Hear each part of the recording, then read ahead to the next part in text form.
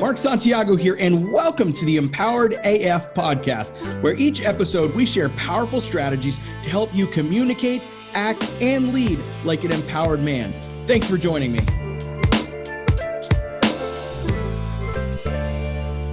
All right. Welcome to the Empowered AF podcast. I'm your host, Mark Santiago. I've got a little bit of a raspy voice. I've been on a lot of calls today, and I've got two that I'm going to record today. But here we are live as I'm recording it. You're not live because you're not actually live with me, but that's okay. I've got a special guest with me today, and this is the most special guest I've ever had. Hopefully I'll have another special guest in my soon-to-be wife, Amy, but I haven't gotten her on yet. But what I was able to manage to put together was my current oldest daughter. I don't know why I said current, but you are my oldest daughter. I hope I never have a daughter that's older than you. That'd be kind of weird.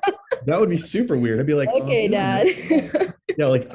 How did I get a 19-year-old? Like, that makes no sense. But I have a 16-year-old daughter, Elizabeth Santiago, who is with me.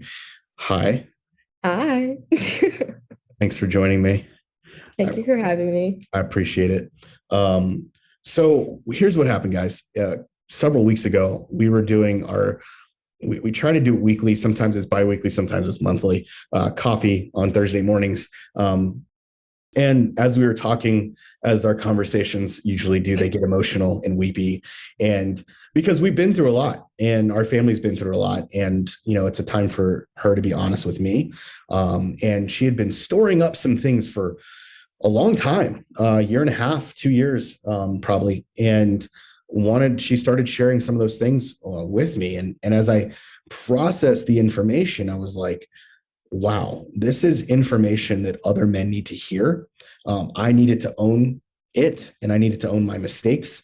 And at the same time, I felt like, you guys that are in your separation or divorce need to hear from a child, from a teenager who is experiencing the things they're experiencing, what it's like for them to go through this separation. So we're going to talk about some heavy topics or heavy subjects around this. So Elizabeth, my first question to you is, obviously thanks for being here and being vulnerable. But what was it like for you experiencing the separation and then going into the divorce? What were some things that come to mind when you think about that? When I think about the whole divorce, I definitely thought or felt very scared. And I never wanted to admit that, but I actually was scared because I had no control over the situation. I felt like because things weren't going as I was hoping they would, I was, hoping things would turn out better, but it almost kind of felt like it was getting worse as days and days go by, as as there was fighting and as there was a lot of uncertainties. I definitely felt scared because there was no control. It was just a lot of chaos. I felt some rejection. I think from the standpoint of, I felt rejection in a way of all the focus was on the divorce. The focus was on the arguments. The focus was on what needs to be done so that way there's no more chaos, there's no more fighting. So then it just left me feeling like, okay, what about me? Nobody cares about me. Nobody cares about what I want or what I have to say about any of this, because we're just focused on trying to get the situations to calm down, get the arguments to stop, to figure out, okay, what are we doing from here? Who's going to sleep in what bedroom? Who's going to be moving out? All those things. So the focus is on that, and rather than how are we doing in school? How are we doing? How are we feeling? Type of thing. So for you, what you felt was that as we were so focused on our own crap, I will try not to cuss too much with you on, that essentially you felt left out, and even the basics, how are you doing in school? What's going on with your friends? Those are things that we weren't asking you because we were so focused on us. Yeah. And that had to hurt. Yeah. I mean, that obviously probably made you feel unimportant and as if you weren't worth the attention because all we cared about was us and not you.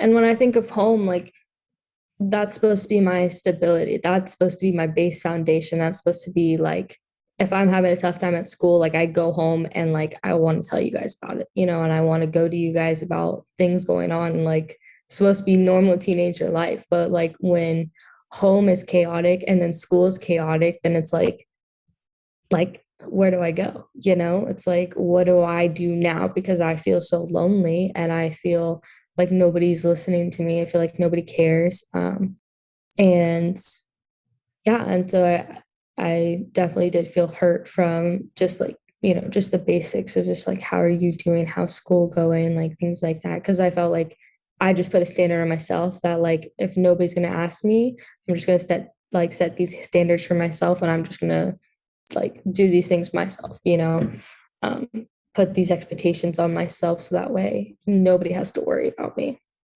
Mm. So you went from being in, I mean, obviously our home was not like perfect and we had a lot of dysfunction, but for the most part, you felt safe and secure and that, you know, you'd work it out or whatever because you had seen this a couple times. This wasn't our first time. And we got to this place where you felt so alone that you had to start taking upon yourself to really take care of yourself emotionally. And obviously, physically, you were able to get dressed and do things. It wasn't like we were neglecting you there. And you were provided for. You had food and things like that. And you got to school. But it sounds like you started creating coping mechanisms for yourself to help you cope. What's one coping mechanism that you can think of that you know probably wasn't the most healthiest and you know isn't like embarrassing or anything, but like something that you know that you kind of used to cope during that period of time? I guess like not in an appropriate way, but like on social media, just like post pictures of myself, like to like boost my self esteem. Um, or you already know this, but I like struggled with like guys and like I would, you know, try to make myself feel better by talking to a guy, you know, to also boost my self esteem and to feel like I was heard, you know. I think that was like I would go to them because I would actually feel like I was heard and I'd feel like somebody was listening to me during this hard time because I didn't have many friends. So like having a boyfriend was like my other source of feeling like I got attention. So Yeah. those are the two main ones I could think of. What do you think you learned about yourself during this time? I think I learned that I am capable of achieving what I put my mind to. And I learned that there are going to be times in life that I'm going to feel alone, but even though like I feel like I'm alone, I'm not alone. You know, I think I learned that about myself too. It's like I hate being alone, but at the same time, I know like in certain times I'm just going to be alone, and I just like remind myself like there's a reason for every season basically, and you know you learn and grow from every scenario, and I really think I learned how to be okay with sometimes being alone. And that's tough because not everyone can do that. And I would actually say for me, it was the same where, especially once I moved out of the house and I suddenly was faced with nobody there and you guys being gone for 5 days or 2 days or 3 days. And it was like just me, myself, and I, and days of just going, I hate this, I hate this. But then eventually becoming, actually, I like this. This is kind of nice. And I started to get my healing through some of that. Um, I want to switch gears a little bit and talk about how I showed up for you as a dad. And I wasn't perfect. I know that.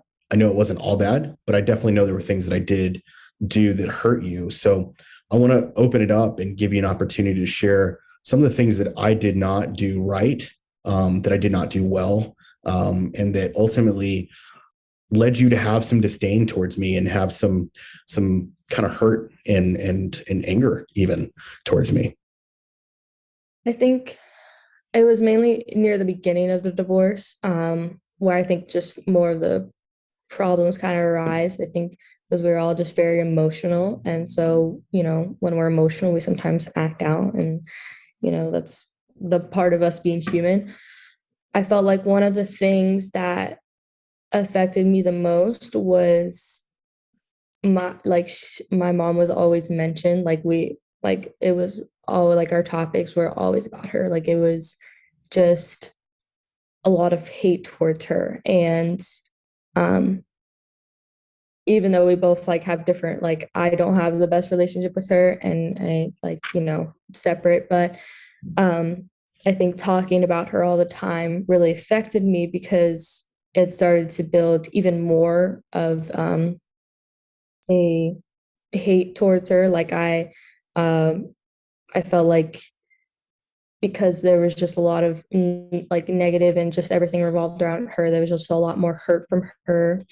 And so I felt like talking about her just made me, uh, you know, have like a lot of mixed emotions because I didn't know what to do. I kind of felt like I was the emotional carrier. Like I felt like you're kind of in some degree, not completely, but in some degree that you're kind of coming to me about your problems with her because I was the only other person that kind of understood you, from a standpoint of that we have different relationships with her, but don't have the best ones. So I think like because I understood you, you kind of came to me and you just kind of like put that on me, So I think that was near the beginning, is where it was really at. But I think that affected me the most.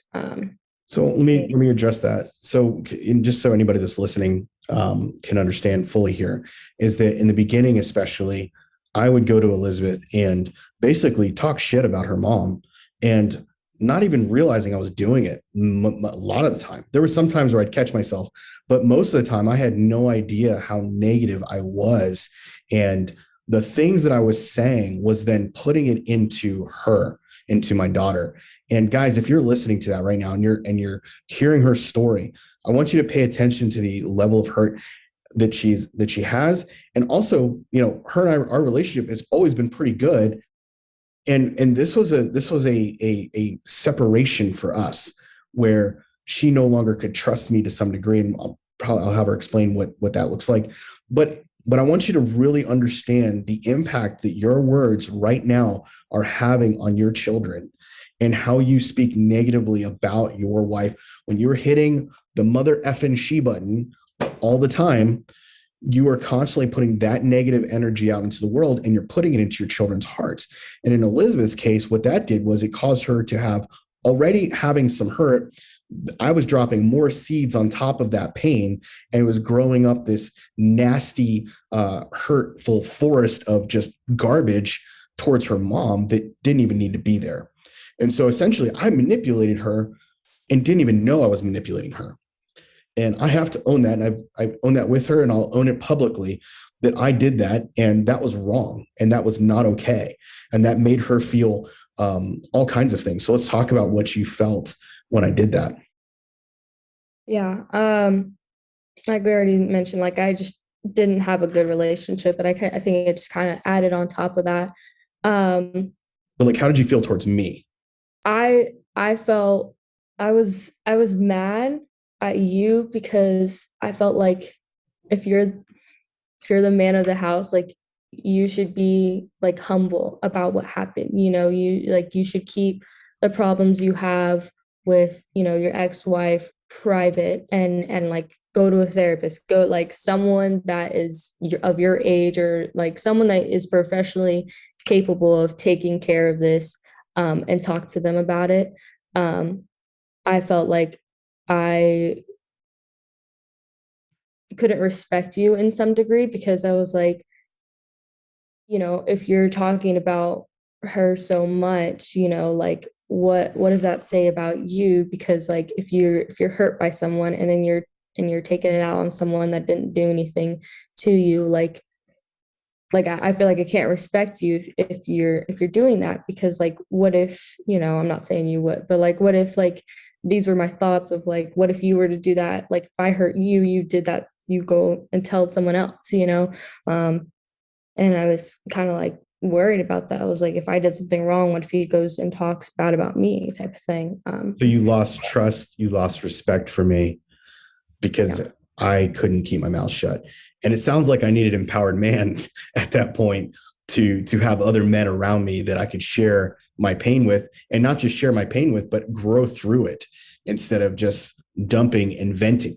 Guys, if you're listening, this is why we say venting won't get you anywhere, because venting is just releasing the steam, releasing the energy in the wrong place. Cognitive behavioral therapy or cognitive therapy has its place. CBT is a good thing, but it's not always the best for you. In this case, what I needed was to learn how to deal with those emotions and not just talk about my emotions. And in this case, what I did was I got into the habit of talking about them with a 16-year-old, or at that time, 13 or 14-year-old, who didn't have the skill set and wasn't in the place that was supposed to deal with that. So I own that. That is something that I did not do right, and I didn't show up in my most healthiest way. So I'm sorry that I did that.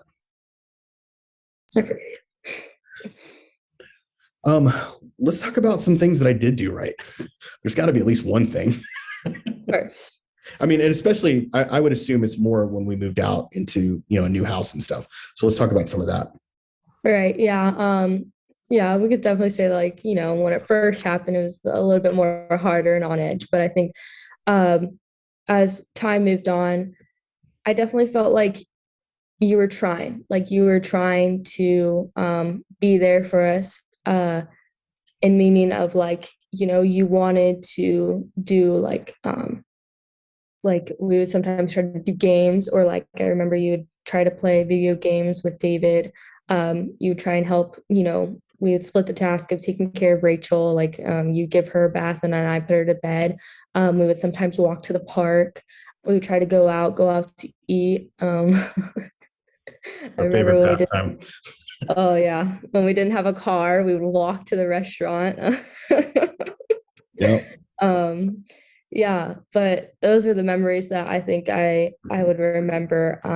And that, like, after you started moving on from the hurt, is like you wanted to show that you care about us, and I think like you're intentional about showing me that you cared, and like trying to talk with me, like like my love language is quality time. So like you spending quality time with me, like we would go to the store and like we would talk while we were going grocery shopping. Teach you how to drive. Yeah, teach me how to drive. You were so scared, but that's fine. Yeah. Especially when you almost drove into my into the front door. Oh, I remember that. I wouldn't stop. You're like, stop. She was getting used to the brake, the brake button. I want to say button, but it's not a button. She's getting used to the brake, and I think you took your foot off the brake and put it on the accelerator when we were pulling into our house. Yeah. It's like, because our garage goes to an angle, and she like kept going forward, and I thought she literally was going to go straight through the door. Scared the shit out of me. Oh, good days. But yeah, like I remember that. And I think I just remember you still being encouraging, and as a single dad at the time, like it, I admired that you still tried your best to separate work from home as much as you could, to a certain degree. I think you tried your best to be like, okay, like let's go do something together, or like making sure David did his homework, Rachel was good. I have plenty of videos of like you'd make chicken nuggets for Rachel and you'd like sing and dance with her, and then you like give her the ketchup and stuff. Guys, if you're listening as a single dad, chicken nuggets is the savior of all single dads, because those kids will eat it every single night and they don't care. And all you just do a little bit of ketchup, put it in the microwave. Even though we're not allowed to use microwaves these days in my life. But that's how it operates. So chicken nuggets for the win. Oh yeah. Well, good. I mean, and this is the thing too. I think a lot of guys facing this right now, they're mostly in the early stages and they're thinking, man, this is going to be horrible. This is going to be the worst thing ever. And it sounds like, we've kind of come out of that. Well, I know we have. We've come out of that. And, as I'm getting ready to be married, by the time this episode airs, I might actually be married. I'm not sure. But, getting married again and moving into a whole new family dynamic and all those things. So with the guys that are facing it now, the dads that are facing this separation divorce, what would you tell them about how they should show up for their children and how they can be the best version of themselves for their kids? Like, what would you want from them? Yeah, I I would definitely say so, like if you have girls, obviously every girl is going to be different, but I definitely think like words of encouragement are like the hugest things that a girl wants to hear ever, especially from their dad. I think um it being their number one supporter is what they want, and they want to feel like they can go to their dad and talk to them about things. I think I have a lot of friends that actually feel like they can't talk to their dad because their dad, can like be defensive or think like, oh, that's weird, or like, whatever you might say that's like so girly, they're just like, no, like let's not talk about that. Talk to your mom about that. But like if you're a single dad, like, like, and you want to have that relationship with a girl, like your girl daughter, like you gotta be open to like they're gonna talk about sometimes like funny, weird things that like guys don't usually talk about, but that's just how girls are, where and if we feel like we're being heard, like I think also being attentive, like not being on your phone when some like they're talking to you is like a huge thing because they'll notice that. Like we're really good at observing like if you're actually paying attention to us or not. And then for like if you have a son, I think being intentional about like spending time with something that they like to do. Like if you have a son that loves to like color or draw or do things like that, like ask like, hey, like, do you want to draw or do you want to do something like that's artsy or something, like, and just give them like 30 minutes, like set a timer, put your phone away, and like just do that with them because they will remember that. Like we always remember the good things the most. I can remember most of the time out of the divorce, like that was the most things I remember. It was like my dad spending time with me the most. I remember those good things the most out of anything. Um, and then like if you have a son that loves to play video games with them. If they love to be outside, go play sports with them, things like that. And just like you know, you only have so much time until they're older, and then once they move out, they're out. You can't give back that time with them. And so I think, your phone can only get you so far. And your kids are the most like precious gift ever, and they will remember everything you did for them. Mm. Hopefully you guys are hearing that. It's always convicting.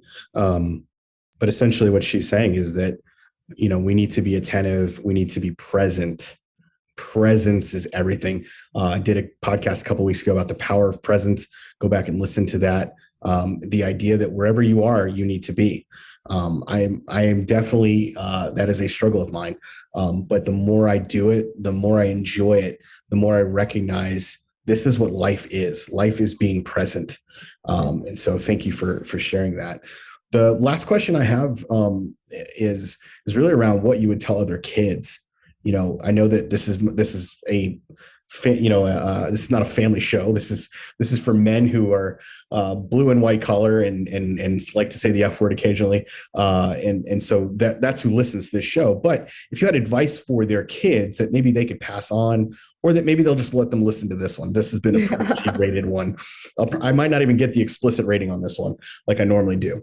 What would you tell their kids as they're going through this? I would tell them that as much as it can be hard to see in the moment, like if they're newly going through a divorce, like if they're seeing their parents newly go through a divorce, it's going to be hard. It's not easy.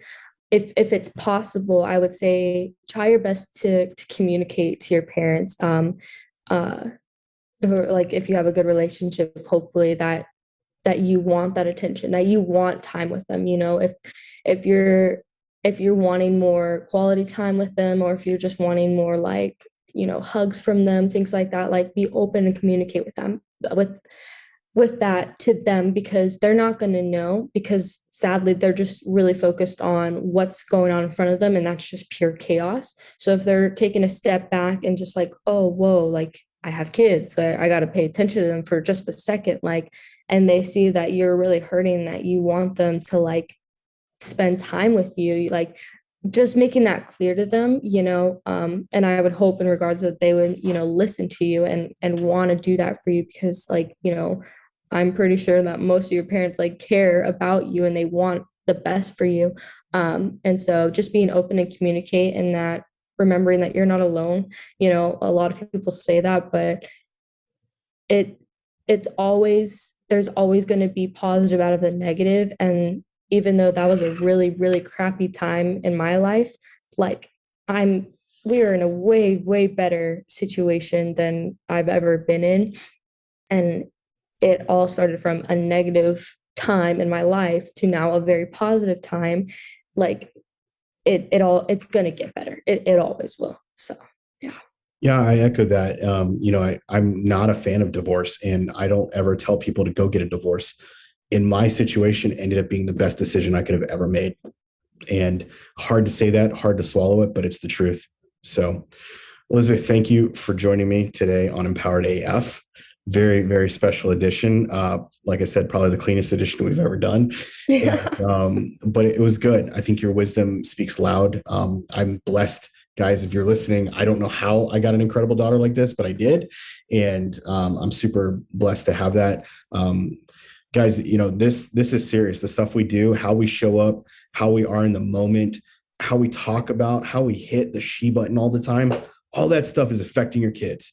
So I'm going to encourage you right now to stop doing that. I'm going to encourage you to start looking at yourself, start owning your own stuff, start getting into Thrive, getting into our 30-day challenge, get in somewhere with other men who are going to pull you out of the miry clay and put you in a place where you get cleaned off, get all this stuff off of you so that you can move forward in life, because this is not the end of your life. It may be the end of a chapter, but it's not the end of your life, and you don't have to stay stuck there. So I'm encouraging you to do that. If you want to jump in our Thrive program, empoweredman.co/application, empoweredman.co/application. We'll get you on a call with one of our enrollment advisors to help you decide what is the best path forward for your decision. We call it the optimal path forward. Go choose that. We'll see you on the next side. Hey, this is Mark Santiago, CEO and founder of Empowered Man. I want to thank you for listening to today's podcast. However, before you go, I want to give you a special invitation. Now listen, we've got a program that is designed specifically for men who are hurting right now, who are on the verge potentially of divorce, who are facing potential separation or already separated, and they don't know what to do. They don't know where to turn. They're dealing with anxiety. They're dealing with cheating. They're dealing with all kinds of shit. If that's you, I want to challenge you to take the Empowered Man 30-day challenge. That's right, the Empowered Man 30-day challenge. You can go to emchallenge.com right now and sign up for the 30-day challenge. Here's why I think you should do that. If you're hurting, you need to understand why you're hurting. You need to understand what is actually going on. In week 1 of the challenge, we are going to actually rip off that Band-Aid a little bit and coach you through that process.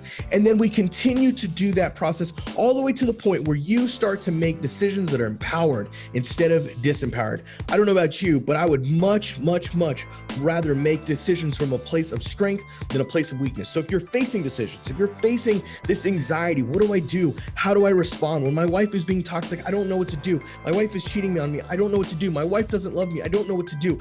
We are going to help you find those answers within.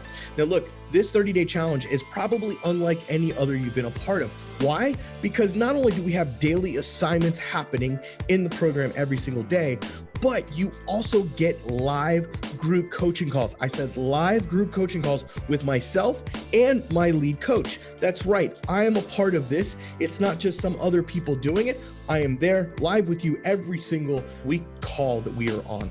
Third part of that is you're going to have a community of other guys that are going through exactly what you are going through.